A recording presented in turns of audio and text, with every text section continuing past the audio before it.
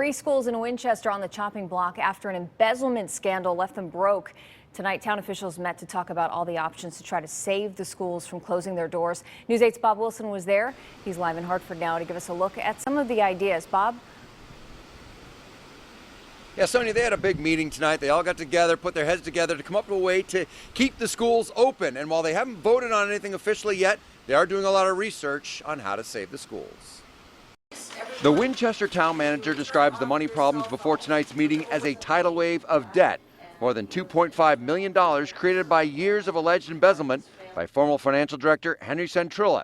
That's him on the left, seen with his attorney back in July. The former finance director put a lot of holes in our boat, and we're sinking, but all the holes have been plugged, and what we're doing now is we're bailing. The town leader's considering three options to keep their schools open in November and December.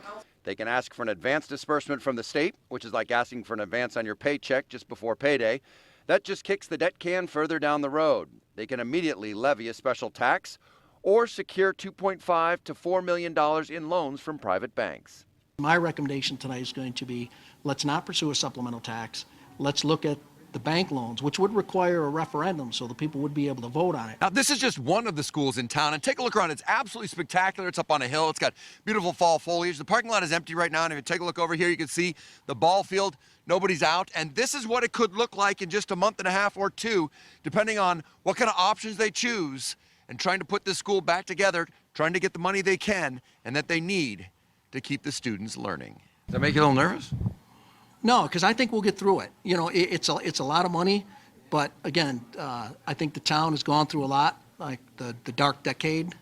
I think we're about to turn the corner. For the townspeople, it has been a long and painful road. So painful that Bob has stopped watching the news altogether. Because when I turn on the news, I get so mad my blood pressure goes up. So I stopped, and I've stopped her from watching the news because she's worse than me. So we're just living in a hole right now, hoping that it'll get better someday. There are a lot of emotions out there on this topic. Now, they do have an insurance payment that came in, about $650,000 or so. They're expecting or hoping that maybe one or two more of those payments will come in to help out. Meanwhile, Centrella is due in court tomorrow. I'm Bob Wilson, reporting live in Hartford, News 8.